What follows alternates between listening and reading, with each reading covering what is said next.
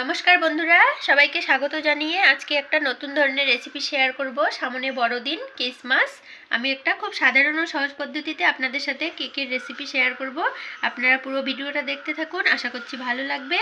দেখুন, প্রথমে একটা বাটি নিয়ে নিয়েছি আর 3টে ডিম নিয়েছি। এখন আমি ডিম 3টেকে ভেঙে নেব। এভাবে আমি 3টা ডিম ভেঙে নেব। এভাবে আমি সব ডিমগুলোকে ভেঙে নেব।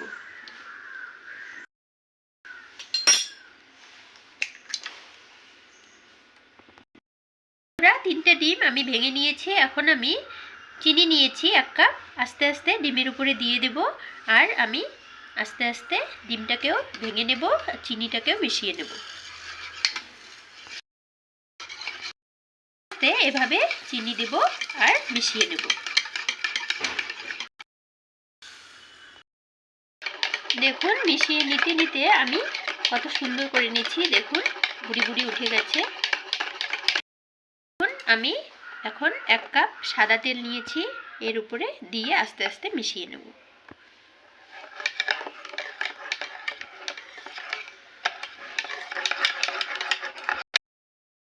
এরপর আমি 1 চামচ ছোট চামচের বেকিং পাউডার দিয়ে মিশিয়ে নেব।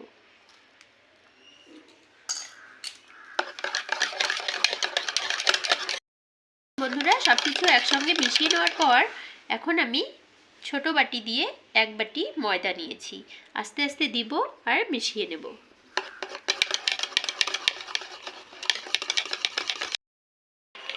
দেখুন বন্ধুরা, আমার সবকিছু মিশিয়ে নেওয়া হয়ে গেছে ময়দা সহ সাদা তেল দিয়ে। দেখুন কত সুন্দর ঘনত্বটা, দেখুন দেখুন কত সুন্দর, না পাতলা না গাঢ়, মাঝারি মতন। সামনে বড়দিন, ক্রিসমাস, আর সবাই এমনিতেও বাচ্চারা কেক খেতে ভীষণ পছন্দ করে। বার্থডেতে বা বিবাহবার্ষিকীতে এভাবে কিন্তু আপনারা বাড়িতে একটা কেক বানিয়ে নিতে পারেন। এখন আমি বাটিতে বসিয়ে দেবো কেকটা, দেখাচ্ছি আপনাদের। দেখুন, আমি একটা কেক বসিয়ে দেওয়ার জন্য একটা সাধারণ বাটি নিয়েছি। আপনারাও যে কোনো বাটি নিতে পারেন। আপনারা কিন্তু টিফিন বাটিতেও করে নিতে পারেন এরকম বাটি না থাকলে। এখন এইরকম বাটি সব বাড়িতেই থাকে। আমি এই বাটিতে কিন্তু সিলভারের নিয়েছি, পাতলা একদম। আর সামনে একটা পেপার গোল করে কেটে নিয়েছি। সাদা তেল পেপারটার উপরে দিয়ে, বাটিতে দিয়ে আমি পেপারটাকে বসিয়ে দেব। কিছুটা সাদা তেল মাখিয়ে নেব বাটিটা ভালো করে চারিদিকে। বাটিটার চারদিকে সাদা তেল আমি মেখে দিলাম। এখন আমি এই তেল নিয়ে, বাটির তেলটাই নিয়ে পেপারের উপরে একটু ঘষে ঘষে দেব। যতটা বাটি সেই সাইজ অনুযায়ী কেটে নেওয়া হয়েছে। আমার মেয়ে করে দিয়েছে। আমার মেয়ে ভিডিও আপলোড করে আর আমি বানাই। দেখুন বন্ধুরা, একদম বসে গেছে, খাপে খাপ বসে গেছে। দেখুন, চারদিকটা এভাবে পেপারটা ভালো করে বসিয়ে দিতে হবে।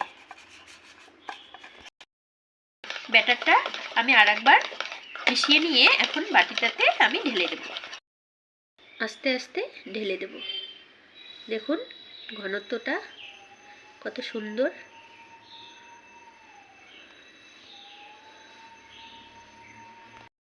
ব্যাটারটা আমি ঢেলে নিয়েছি। এভাবে আস্তে আস্তে একটু বাটিটাকে নেড়েচেড়ে দিতে হবে যাতে ভালোভাবে বসে যায়। আমি কেকটা বানানোর জন্য একটা কড়াই বসিয়ে দিয়েছি। এখন দিয়ে দেব জল।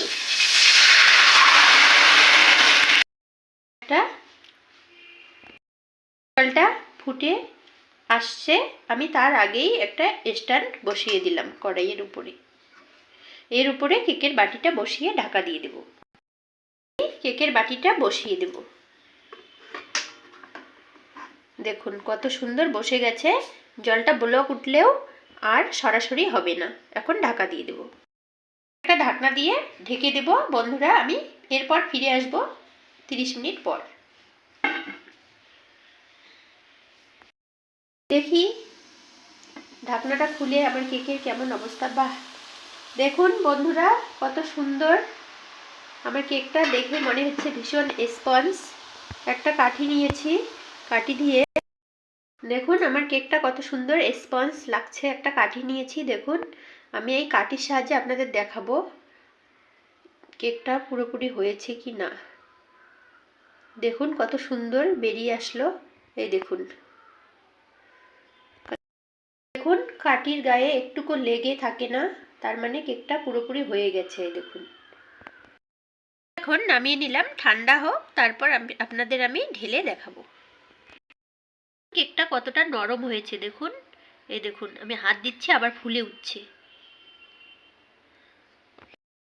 ঠান্ডা করে নিলাম বন্ধুরা, একটা ছুরি নিয়েছি। দেখুন আমি এখন কেকের সাইড দিয়ে এভাবে ঘুরিয়ে ঘুরিয়ে ছুরির সাহায্যে কেটে নেব।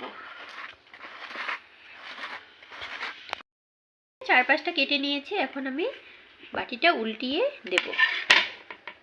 দেখুন কত সুন্দর, একাই পড়ে গেল, চাপও দিতে হলো না। এখন একাই পড়ে গেল আমার কেকটা। খেতে কিন্তু খুব সুস্বাদু হবে মনে হয়, ফ্লেভার একটা সুন্দর বেরোচ্ছে। দেখুন কত সুন্দর, পেপারটা এমনিতেই উঠে যাচ্ছে।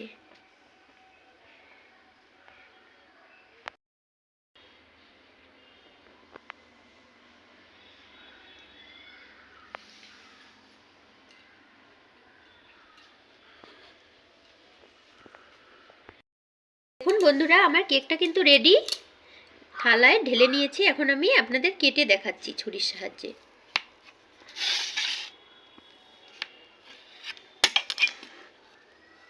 দেখুন কত সুন্দর, কতটা নরম। দেখুন, এই দেখুন একদম তুলতুলে, নরম তুলতুলে।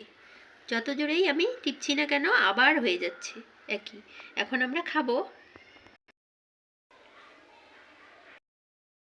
যদি কেকের এই রেসিপিটা ভালো লাগে অবশ্যই লাইক কমেন্ট শেয়ার করবেন, আর আমার নতুন চ্যানেলটি সাবস্ক্রাইব করে নেবেন। আর অবশ্যই বাড়িতে কিন্তু ট্রাই করবেন, যে কোনো অনুষ্ঠানে, বার্থডে হোক, বিবাহবার্ষিকী হোক বা বড়দিন উপলক্ষে অবশ্যই কিন্তু ট্রাই করবেন বন্ধুরা।